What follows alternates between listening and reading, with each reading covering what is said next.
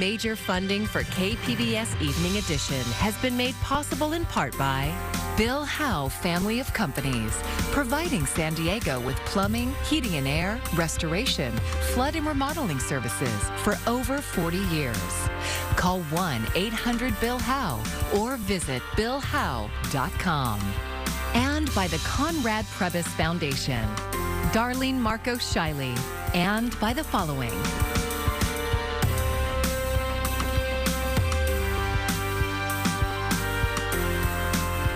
And by viewers like you. Thank you. $200 million. That's how much San Diegans will pay if 2 northern water districts are allowed to leave the County Water Authority. Thank you for joining us. I'm Maya Trabulsi. A coalition of county leaders made their case today ahead of a vote set for Monday. KPBS North County reporter Alexander Nguyen has more on what's at stake. That's not okay. That's not fair. La Mesa Vice Mayor Colin Perrin says allowing Fallbrook Public Utility District and Rainbow Municipal Water District to leave the San Diego Water Authority would raise rates for his constituents. It's not fair for ratepayers in North County to pay less so that the rest of the region, including East County, have to pay for more. That just doesn't make any sense. Fallbrook and Rainbow want to leave the 24-member water authority to buy cheaper water from Riverside's Eastern Municipal Water District in a process called detachment. The decision on whether Fallbrook and Rainbow can leave rests on the San Diego County Local Agency Formation Commission, or LAFCO. It's a little-known government agency set up to settle these types of disputes. Leaders from around the county held a news conference in front of the county administration building to urge LAFCO commissioners to vote no on detachment. The issue boils down to the high cost of water in San Diego. The Water Authority last month voted to increase the wholesale rate by nearly 10% starting next year. The increase was partly blamed on inflation. Mel Katz is the chair of the Water Authority. He says San Diego pays more for water because of the investments made in the past 20 years for water reliability.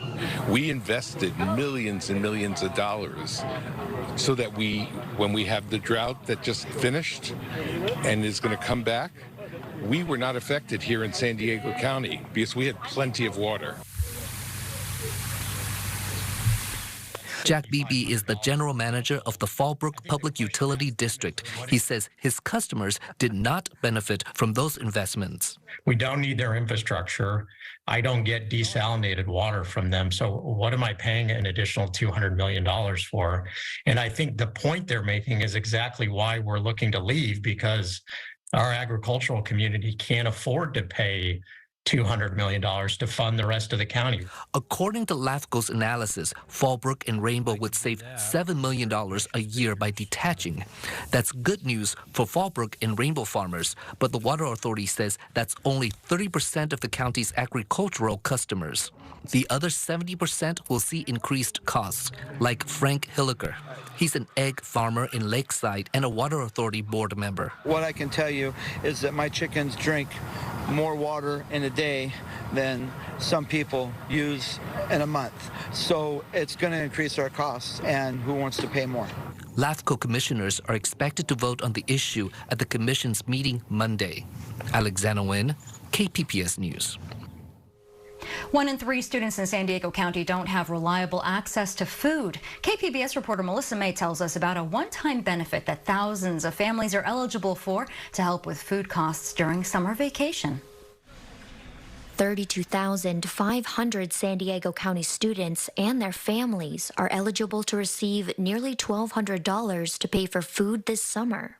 Every child deserves the opportunity to achieve their dreams, and every child deserves nutritious, healthy food, and PEBT 2.0 is here to help families keep our kids fed, learning, and thriving. The pandemic EBT program was created when COVID forced schools to close, and eligible students weren't getting free or reduced price school meals. This represents the single biggest opportunity to address child hunger this summer. Anahid Bracke is the president and CEO of the San Diego Hunger Coalition, the organization that discovered more than 32,000 families didn't get the benefit. During COVID, the schools were not collecting different forms to update addresses, so a lot of these went to old addresses. There was limited public awareness building about the program. so people didn't know about it. Children up to 6 years old enrolled in CalFresh and school-age children who received free or reduced-priced meals during the 2020-2021 school year are eligible for the benefit. The PEBT 2.0 benefit at $1,192 could provide a family with around 300 healthy and nutritious meals.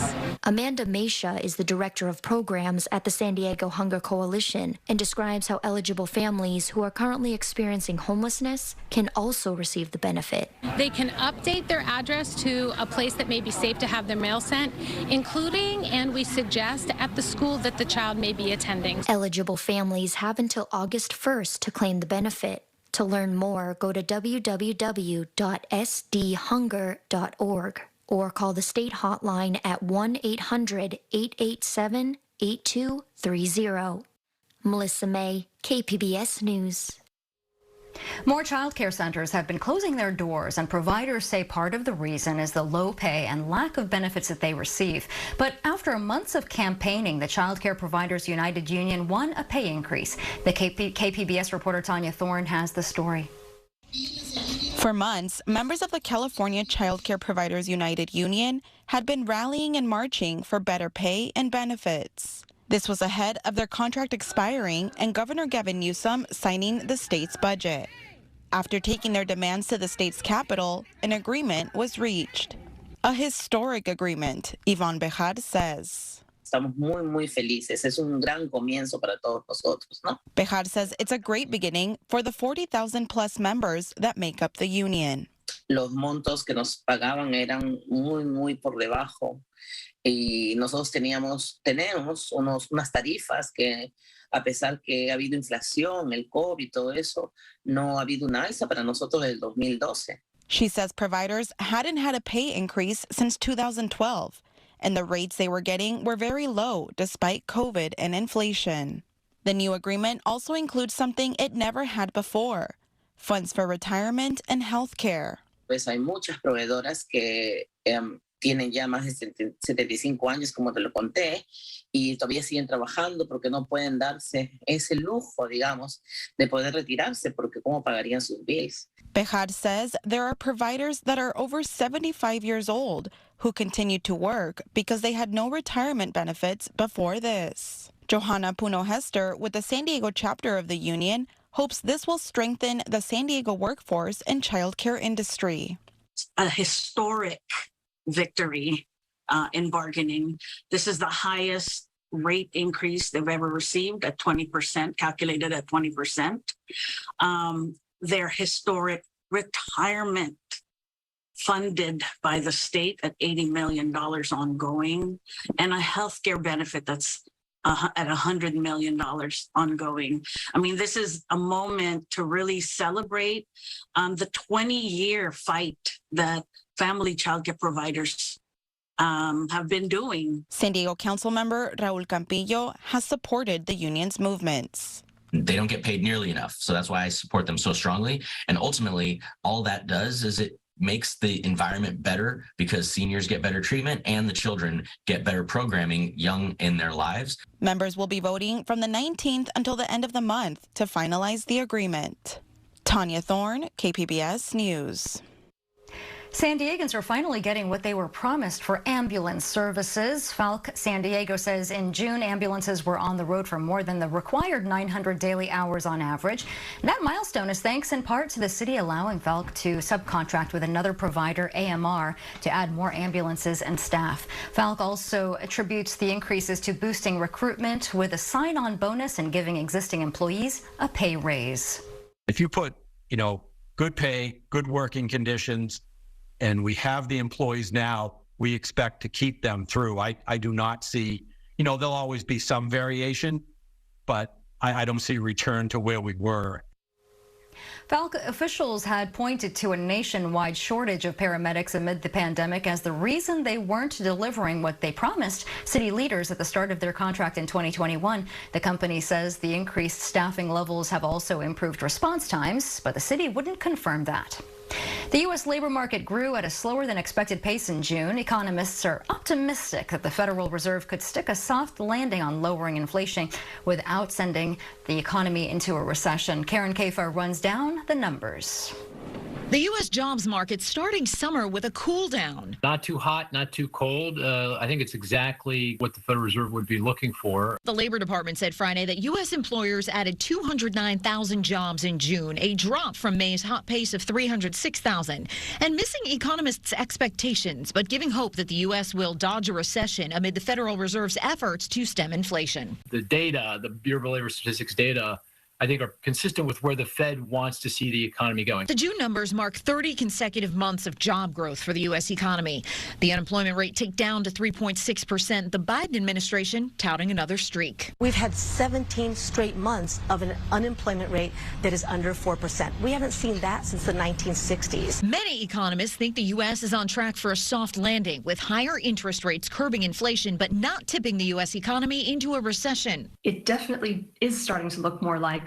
Inflation is coming down quite meaningfully, and wage growth has been moderating steadily, and that suggests that inflation could keep coming down in the coming months. After a pause on its aggressive rate hiking campaign in June, the Federal Reserve will make its next decision on interest rates on July 26th. In Washington, I'm Karen Kafa. Insurance is getting more difficult to get in California, and it's not just homeowners insurance anymore. KPBS reporter Kitty Alvarado says the issues are now leaching into the car insurance market. The first person they call when they're ready to sell. Ken May says he used to be ignored at the monthly mixers for local real estate agents and industry leaders. Now everyone wants to hear him speak. You thought of me. And has questions. What about California Fair Plan? May owns an insurance brokerage firm in Carlsbad. And if the insurance industry collapses in California, we're all screwed. More and more insurance companies have stopped writing new policies. The most recent, Allstate and State Farm. The company sent a statement saying it was to protect current customers and that auto insurance was not affected. But when we spent time at May's insurance business, that was not the case. I just want to show you that how hard it is. May says he could typically get at least 14 quotes for a client. And now... And watch all the rates that come up. Not one. And after clients sign up, chances are it will take up to 20 days to take effect. Did you drive? Yes, I did, because I know everybody works. Just trying to make sure that I was driving carefully. Understandable. Even grace periods are gone. I had this woman call me yesterday. Lainey Caspi is an insurance agent in L.A. Who had just gotten out of surgery, forgot her payment. She was 1 day late on her payment for her auto policy, and there's literally no way to insure her. Caspi says drivers who miss a payment are now being labeled uninsurable. And another tactic making people go bare, demanding the entire payment up front, making it more difficult for people in vulnerable situations and marginalized communities to have insurance. I can't think of the word right now. I think it should be illegal is what it should be called, but it's unethical for sure. There's some, redlining going on. Never in my career have I received so many phone calls. Frustrated agents are turning to Michael Dorelli, the executive director of the American Agents Alliance. He says the calls go something like this. I'm so angry because I have consumers in my office literally in tears. Dorelli puts the blame on California Insurance Commissioner Ricardo Lara. Step one, admit that there's a crisis. We have a problem. But he's whistling past the graveyard. He says companies leaving in droves was a red flag and should have been a wake-up call. Complete tone-deaf denial. Lara isn't the only one getting the blame. There's also Proposition 103, passed by voters in the 80s when insurance rates were out of control. Under the law, the commissioner has to approve rate increases, but that didn't happen during the COVID pandemic. For 31 months, he has clogged all of the gears at the department. So all of these rate filings have been stacked up, and his 200 plus rate analysts are working through these one at a time with no sense of urgency. Nothing to see here. The department needs to fast track rate approval. The agents are only repeating the misinformation that they're given by the insurance companies. That's right? Harvey Rosenfield, the guy who wrote Prop 103. He says he's been inundated with calls from agents, too. He says it's not really about California. Florida and Texas, all over the country, the insurance companies are raising rates and pulling out of neighborhoods. The difference is in California, they have to go through a process that protects the public, and the insurance companies can't stand that. Rosenfield and Dorelli do agree on one thing. The commissioner must act, or they will. Looking at very carefully now is suing the commissioner. People are asking these questions now. How do you impeach the insurance commissioner? You know, can they be recalled? I've never heard this sort of thing. Californians are covered. Those companies are not leaving. They're continuing to serve their existing customers. That's Deputy Insurance Commissioner Michael Soller. I want to push back on the claims that we're hearing from many, about auto insurance in particular. Well, I do want to push back as well, because I sat in an insurance agency yesterday. We're aware our consumer service branch is looking into these. We're going to take these all very seriously. We urge people to contact the Department of Insurance. But he says the insurance commissioner can't force insurance companies to reverse their actions. There's a reason why what they are saying has never been done by any insurance commissioner, and it's because it's not supported by law. And mass approving rate increases. We're not going to cut corners on consumer protection. But those looking to strike gold in California have always known there's risk. That's why some feel the solutions needed may not exist or will come too late to change their fortunes. I'm worried for my business. I'm worried for my clients. I'm worried for me. It can't stay where it is right now. It can't. It will destroy this entire state. For now, they say don't make any changes to your coverage or try to change companies. And don't miss a payment, or you may find yourself among California's uninsured. Kitty Alvarado, KPBS News. The White House is cracking down on short-term health insurance plans. President Joe Biden is proposing a rule that would limit the duration of such plans to 3 months with the option of a 1-month extension. It would also require clear explanations of benefits. The proposal is part of a series of actions aimed at lowering health care costs.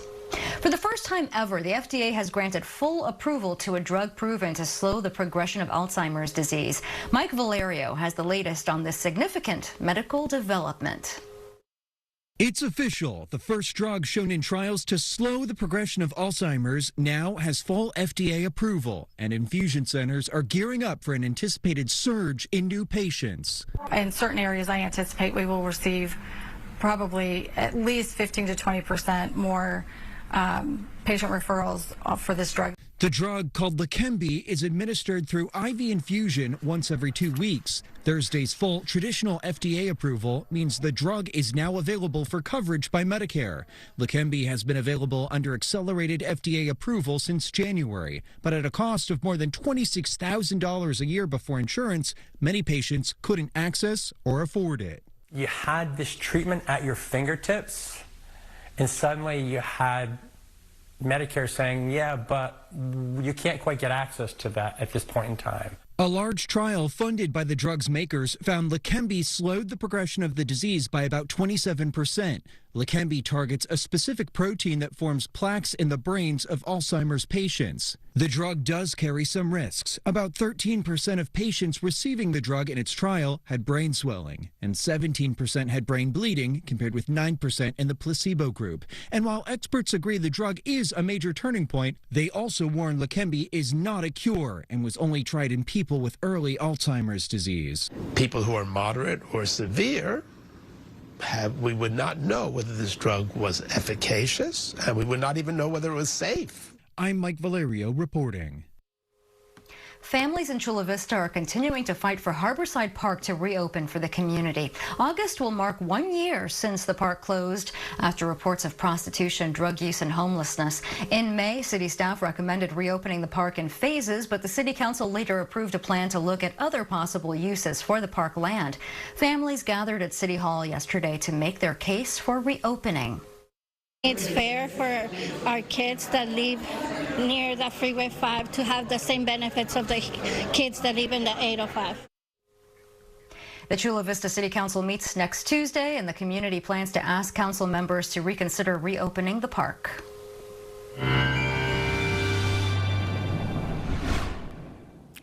And let's get you started with your weather headlines. You may not like what we are tracking as this warming trend really begins to take shape. We are still talking about some coastal low clouds spreading into the valleys over the next couple of days. And then once the heat gets here, it stays here. We are talking about a long duration heat wave, especially for the deserts. Look at this sizzling heat as we track this ridge into the north. The high pressure continues to build. So we are talking about our high temperatures being 5 to 50 degrees above the historical averages. Unfortunately, this is going to cause risk for heat-related illnesses if you want to be spending any time outside or you do work outside. Things are staying mainly dry, so no rainfall to help cool us off, and unfortunately, this will also increase the fire risk. Let's get you to some cool temperatures, though, as we head into tonight. We'll start with the good. Oceanside 58, down to 61 in San Diego. Borrego Springs 68, and Mount Laguna drops to 59. Then the heat really builds as we head into the day on Saturday. Looking at some temperatures really warming up when we look at what we can expect throughout the day tomorrow. Borrego Springs 104, Ramona 85, Oceanside 73, and San Diego gets to 71 throughout our day tomorrow. Looking at your outlook here along the coast, as temperatures do continue to build, we go from low 70s on Saturday to low 80s by next Wednesday. We take a look at your 5-day outlook inland, and you'll see those temperatures climbing. We'll see a 10-degree difference, if not more, from Saturday into the middle of the week, with temperatures back into the lower 90s. The mountains, you'll see a gradual increase in temperatures too, low 70s today and Sunday, and then as we head into the middle of next week, mid 70s on the way. And look at this scorching heat into the desert. 104 for Saturday and Sunday, but then it gets even hotter. 107 on Monday, 109 on Tuesday, and then temperatures make it all the way up to 110 degrees as we head into the day on Wednesday. So stay safe if you have outdoor plans. For KPBS News, I'm Ariella Scalise. The San Diego District Attorney's Office says a suspect was arrested for the recent theft and vandalism at the Marie Hitchcock Puppet Theater in Balboa Park. Jose Ojeda is charged with felony burglary for allegedly breaking into the puppet theater twice last month. The break-ins caused almost $10,000 in damage and losses. Ojeda is scheduled for a preliminary hearing on July 13th. Hollywood writers tried to bring attention to their weeks-long strike with a flash mob. They performed outside of Disney Studios in Burbank yesterday. The Writers Guild of America has been on strike since May, demanding better pay and streaming residuals. San Diego Comic-Con is less than 2 weeks away. KPBS reporter Jacob Ayer says the event is sure to draw big crowds, but what impact could a writer's strike and potential actor strike have on the pop culture celebration? Movies, TV shows, costumes. All that and more is coming to San Diego's Convention Center very soon. The first day of Comic-Con International in San Diego kicks off on Thursday, July 20th. San Diego Comic-Con spokesperson David Glanzer says it's a sold-out 4-day event. Comic-Con tickets go on sale about 6 to 8 months in advance of the show. So people buy tickets, long before they even announce what studios are going to be there, what exhibitors are going to be there, what guests are even going to be announced. Even with all of the excitement, a writer's strike and a potential actor's strike are looming over Comic-Con. Some studios such as DC and Marvel have announced they're scaling back their appearances. Not every studio attends every year. It's not unusual for studios to sit out if they don't have something that they feel is a dynamic for the fan base or that can really speak to the Comic-Con group. That being said, of course, the strike is unique. The pending strike is unique. 135,000 people are expected to attend this year's Comic-Con. Plus, many more people will visit downtown just to catch a glimpse of the action, says Gaslamp Quarter Association Executive Director Michael Trimble. People come down and they don't even go to the event and they just hang out, dress up in their best cosplay, and make a weekend of it, or even a long weekend out of it. So you're going to see a lot of people down there, frequenting the bars and restaurants. Despite the strike, Glanzer says it will likely look and feel the same as years past. But the show's going to go on. I think that there will still be presentations in Hall H. There are still panels that generate from Hollywood. I think it's going to be a great show. While DC and Marvel may not be in Hall H this year, both have booths on the convention floor, and there are sure to be tons of panels on all things pop culture. Jacob Ayer, KPBS News. Around 50 kids from San Diego military families got a once-in-a-lifetime experience. The Padres and USAA hosted the Lil MVP's baseball camp at Petco Park yesterday. The kids split into groups which rotated through a series of skill stations, including pitching, base running, and hitting. Some Padres players also spent time meeting the kids and signing autographs. My oldest brother's in the Air Force. He's been all over the world. I haven't gotten to see him a whole lot over the last 10 years, but and then we have a bunch of family that has been in the military. My uncle was in the Army for 23 years on tanks, so to be able to give back to some of the military families here in San Diego has been amazing. The coaches who ran the camp are veterans from universities and junior colleges across Southern California. And an exciting update. Tijuana's Little League All-Star Baseball team won the Mexican National Tournament today, and that means that they will represent Mexico in this year's Little League World Series. In August, the 10 and 11-year-olds will compete against the world's best in Williamsport, Pennsylvania, and this is the first time the Tijuana Little Leaguers have made the World Series since 2013, so we all congratulate them. You can find tonight's stories on our website, kpbs.org. Thanks so much for joining us. I'm Maya Trabulsi. Good night. Major funding for KPBS Evening Edition has been made possible in part by Bill Howe Family of Companies, providing San Diego with plumbing, heating and air, restoration, flood and remodeling services for over 40 years. Call 1-800-BILL-HOWE or visit billhowe.com. And by the Conrad Prebys Foundation, Darlene Marco Shiley, and by the following.